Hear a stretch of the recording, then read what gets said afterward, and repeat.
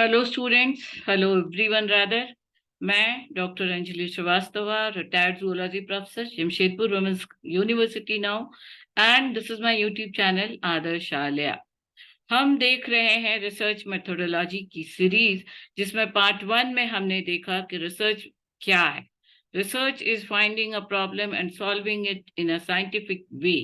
That is, research is a systematic inquiry to describe, explain, predict, and control the observed phenomenon. It includes or involves inductive and deductive methods, जिसके बारे में हमने पिछले video में भी देखा था। डिडक्टिव मेथड्स में मैंने कहा था कि डिडक्ट कर देते हैं, तो डोंट गेट कंफ्यूज, डिडक्ट तब करते हैं।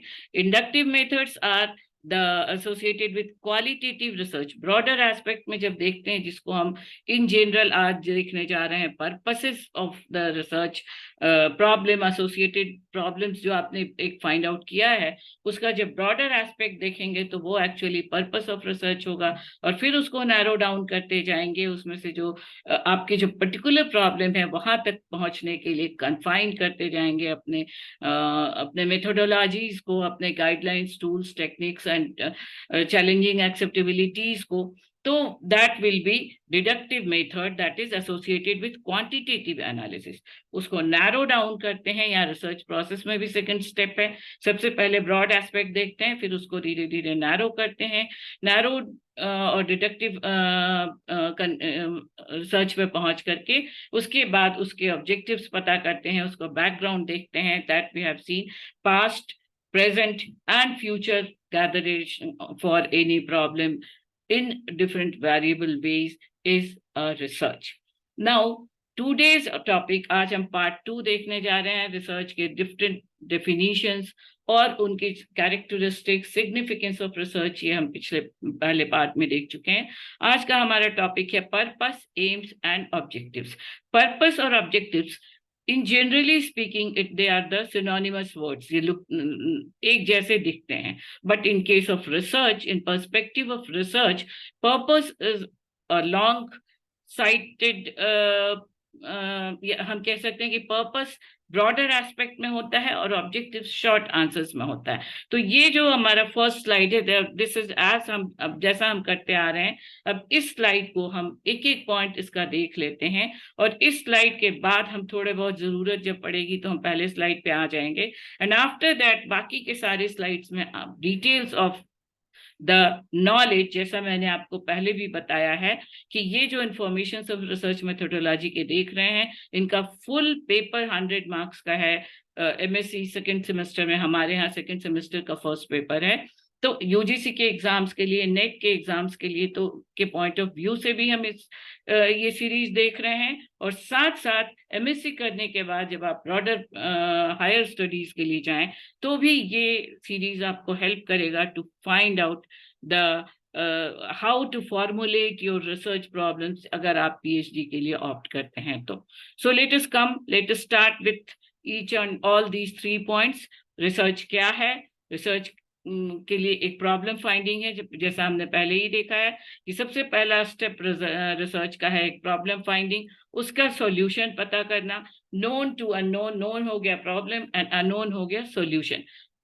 अननोन, नोन से अननोन की तरफ की जर्नी, और उसको साइंटिफिक मेथड से एक्वायर करके, साइंटिफिक रिगर एक्वायर करके, साइंस अप्लाई करके जब कलेक्शंस करते हैं with through different steps. 2 major learning होती है रिसर्च में। पहली होती है सिस्टमेटिक लर्निंग और दूसरा होता है increase in knowledge. Systematic learning के लिए मेथोडोलॉजी यूज होती है, गाइडलाइंस यूज होते हैं, टूल्स एंड टेक्निक्स यूज होते हैं, रिजल्ट्स ऑब्टेन किए जाते हैं, उन रिजल्ट्स को ऑथेंटिकेट किया जाता है बाय वेरियस मेथड्स। जो आप जिस प्रॉब्लम पर आप बात कर रहे हैं, उस प्रॉब्लम से रिलेटेड जो पर्पसेस हो चुके हैं पास्ट में, जो ब्रॉडर एस्पेक्ट है, वहां तक जाते हैं। फिर उनकी चैलेंजेबल जो पॉइंट्स हैं उनको फाइंड आउट करते हैं, and finally piloting the project, that is the acceptable facts को फाइंड आउट करके उसको कैटेगराइज करते हैं, डाटा एनालाइज करते हैं, और finally this systematic learning results into the gathering of knowledge or increase in knowledge that is used in applications or practices. So ये तो हो गया रिसर्च करते कैसे हैं, और इसी में इन्वॉल्व है रिसर्च का M. So we can say a research aim describes the main goal or the overcharging purpose of your research project. आप रिसर्च किस पर्पस से करने जा रहे हैं, आपके रिसर्च का ब्रॉडर एस्पेक्ट क्या है, फिर उसको आप कहाँ पर कन्फाइन कीजिएगा, स्पेसिफिक प्रॉब्लम तक आइएगा, and that is the aim of your research, that is to select fight from fight और फ्लाइट। अगर ऐसा सिचुएशन है आपके पास कि लड़ना है कि भागना है, तो आप फाइट को सेलेक्ट करिए और आगे बढ़िए। That will be the research aim, that is defined here. The aims and objectives of research and purposes of research is summarized here. You can go through. Purpose of research is to discover answers to questions through the application of scientific procedures. The main aim of research is to find out the truth which is hidden and which has not been discovered yet. जो truth आपका जो problem है research का, उसके पीछे जो hidden truth है उसको फाइंड आउट करना आपके रिसर्च का एम हुआ। और उस एम को अचीव करने के लिए जो मेथड्स, जो पॉइंट्स आप यूज करेंगे, those are the objectives. तो this is the purpose, this is the aim and these are the objectives, जिसको अभी हम देखेंगे कि objectives 5 तरह के मेनली होते हैं। 5 points are there in objectives. So first, research aim is usually formulated as a broad statement of the main goal of the research and can range in length from a single sentence to a short paragraph. That is, आपका जो problem है वो एक line का भी हो सकता है, एक छोटे पैराग्राफ का भी हो सकता है। That is problem is not restricted to certain words, कोई वर्ड की लिमिट नहीं है। एक इवन आप एक पैराग्राफ का भी प्रॉब्लम फाइंड आउट कर सकते हैं, जो कि ज्यादातर होता है। जो पीएचडी के लिए जो रिसर्च हम फॉलो करते हैं उसको, उसका एम को टाइटल की तरह डिस्क्राइब करते हैं, और that itself is describes which hidden part or which hidden truth you are going to find out. When a research aim specifies what your study will answer, research objectives specify your study will answer it. आपका M decide करेगा कि क्या answer करना है, और objectives ये decide करेंगे कि कैसे आंसर करना है। So this is mainly the aim and objective. और पर्पस ब्रॉडर एस्पेक्ट में क्या क्या आप जानेंगे अंडर आप जब पर्पस आपके रिसर्च का है, to find a problem, identify the potentiality, understand existing issues, set pragmatic goals, develop productive strategies, address challenges, put together an expansion plan, and identify future concerns. तो ये purposes, aims and objectives of research को include कर लें, तो research की दो major parts आ जाते हैं। रिसर्च के दो हेडिंग्स में हम डिवाइड कर सकते हैं आपके रिसर्च की पूरे प्रोसेस को, इस पूरे 8 स्टेप के प्रोसेस को, जो कहीं 9 भी है कहीं 11 भी है। That is, finding a problem, try solving by systematic learning, including all these steps. And then the second major step is to increase the knowledge which can be used in an applicating words or applied type. So this is the research. Research is a careful study of particular problem or concern using scientific methods. A research aim describes the main goal or overarching purpose, that is the arching मतलब architecting, आप constructing a design, purpose of a research project to select fight from fight to flight. Now, in-depth analysis of information creates space for generating new questions, concept and understanding, which can be summarized under 2 headings: systematic learning and increase in knowledge. ये हम देख चुके हैं। Generally speaking, purposes and objectives are synonyms, but in terms of elaborated research, these are 2 different words. Purposes are long-term, meaningful goals. Purposes make us long sighted. आप anaemia पे काम करने जा रहे हैं, तो आप अनीमिया एज अ होल लेकर के कोई रिसर्च नहीं कर सकते हैं। अनीमिया इन particular person, particular age group, particular से इन सर्टेन एरियाज, इस तरह से आप रिसर्च करेंगे। तो जो पर्टिकुलर पर्पस है आपका, वो जरूर एक पर्पस होगा। तो पर्पस एक गोल होगा, एक एम होगा आपके प्रॉब्लम को सॉल्व आउट करने का। उसके लिए सबसे पहले अगर मान लीजिए आपने एनीमिया को अपना प्रॉब्लम की तरह, टाइटल की तरह किसी एक पर्टिकुलर एरिया में सेलेक्ट किया है, एक चाइल्ड एज ग्रुप में सेलेक्ट किया है, तो पहले आपका पर्पस में आप पूरा एनीमिया के बारे में जानेंगे, फिर आप अपने एम पर आएंगे और उसके लिए जो डिफरेंट ऑब्जेक्टिव्स हैं, छोटे छोटे ऑब्जेक्टिव्स को हासिल करेंगे, सेट करेंगे, हासिल करेंगे और तब अप्लाई करेंगे। So that is the research main, to the point is the research. So purposes में अगर हम देखें, purposes make us long sighted, contented and happy when achieved, whereas objectives are short term goals that we persuade an objective because it helps us fulfil our purpose. यह हमारे purpose को fulfil करने में help करते हैं।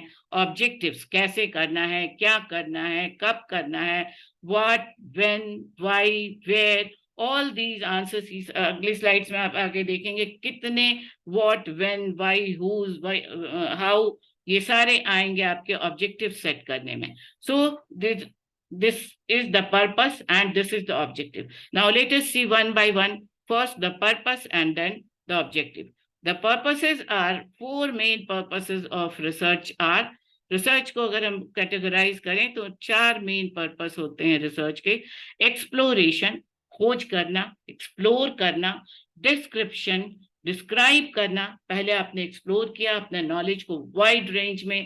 Qualitative purpose पहले ही हमने बताया था कि रिसर्च का एक बहुत इंपॉर्टेंट पास्ट जब जानते हैं तो वो एक्सप्लोरेटिव होता है, बहुत ज्यादा उसके बारे में जाना जाता है, that is exploration sorry. Then description, explore करके फिर उसको डिस्क्राइब करिए, फिर उसको डायग्नोस्टिक स्टडीज कीजिए, that is how frequently it is happening, कितनी फ्रीक्वेंसी में, कब ये रीअपियर होता है, कब ये खत्म हो जाता है, that is the frequency. And then explanation. इन फोर मेन टर्म्स में हम पर्पस को फिक्स कर सकते हैं किसी एक प्रॉब्लम के। Exploratory studies are also called as formulative studies, which may not offer conclusions to the problem, but gains familiarity with exploring laying foundation for more conclusive data collection and analysis. Exploration से आपको बहुत to the point answers नहीं मिलेंगे, बल्कि आप और भी ज्यादा descriptive world में जाते जाइएगा, but इससे आप उस टॉपिक से, उस प्रॉब्लम से, उनके वेरिएबल्स से आप मोर फैमिलियर होइएगा और वो आपको और ज्यादा रिसर्च को एक्सप्लोर करने में हेल्प करेगा। Descriptive studies focusing on expanding knowledge through data collection and behaviour of sample population bye describing, explaining and validating the findings, which also involves frequency analysis. तो ये जो आपके descriptive studies हैं, that includes description, explanations and validations. And then comes the explanatory or casual purposes are to understand the impact of specific changes in existing standard procedures, जिसको हम hypothesis और testing research, hypothesis testing research study भी कहते हैं। This is the explanatory और casual purposes studies, जो आपको hypothesis formulate करने में हेल्प करेगा। उसके बाद हाइपोथेसिस, ये भी हम पहले रिसर्च देख रहे थे तब देख चुके हैं कि आपने हाइपोथेसिस बनाया, अब ये फॉरवर्ड होगा, it will be shared with more scientific world and then either it will be accepted as a principle, as a theoretically it will be accepted in the scientific world or it will be rejected. Rejection का मतलब ये नहीं है कि वो बिल्कुल खत्म हो गया, उसमें पॉइंट्स फाइंड आउट बताए जाएंगे कि these points are need to be elaborated and then again. So this is the describing, redescribing process is the research, and these are all the points of the research. Now the purposes we have seen. Now the objective refers to set tasks or short steps that a person wishes to accomplish to achieve the goals. जो different steps में हम जाएंगे, जो यहाँ पे हमने देखा है, methodology, guidelines, tools, techniques, results, authentication, challenging and acceptable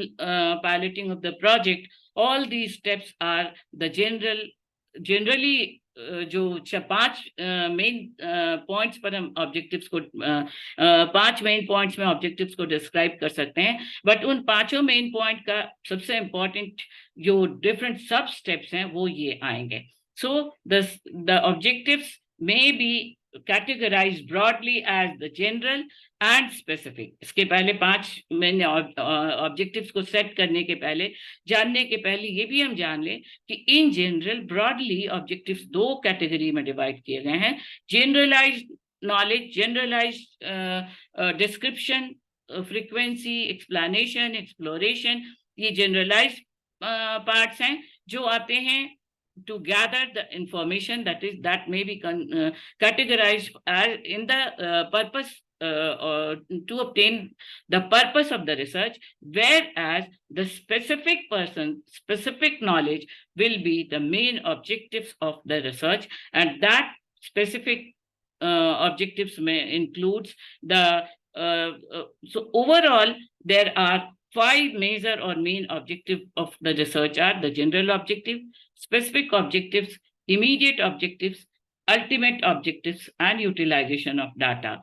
That are the specific studies. Basically, 5 main objectives of research are: first is manipulation of things, concept and symbols; generalization or general studies; verification of facts; extension of knowledge; and then gathered knowledge may be applied for theory building और practical applications. तो theory building बनाए जहाँ पे hypothetic, जहाँ पे theoretical research जहाँ पे है वहाँ थ्योरी बिल्डिंग होगी, और जहाँ पे प्रैक्टिकल साइंस के एप्लीकेशंस के साथ रिसर्च पर प्रॉब्लम को सॉल्व करने की तरफ काम किया जा रहा है, that will be the practical application. The theory building refers to explain human behaviour on its totality. जब थ्योरी में हम बात करते हैं तो चाहे वो साइंटिफिक रिसर्च हो, चाहे वो लिंग्विस्टिक लिटरेचर से रिलेटेड एरिया हो, चाहे वो इकोनॉमिक्स से रिलेटेड एरिया हो, चाहे वो पॉलिसीज, गवर्नमेंट की पॉलिसीज या डिफरेंट पॉलिसीज पे हो, जिस भी एरिया में रिसर्च प्रॉब्लम फाइंड किया जा रहा हो, वो ह्यूमन से उसका बिहेवियर टोटलिटी में क्या है, that is the theory building.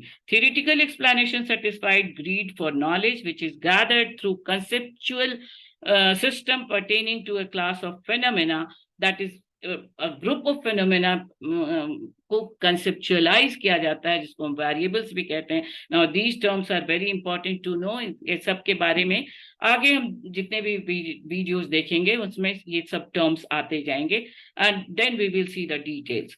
They're influenced by certain conditions. So this is the theory building, and the practical or applied aspect is the theory building gathers information regarding the betterment of the quality of life, and it is applied as the practical applications. That is the applied side of the research. Exactly what is the research? How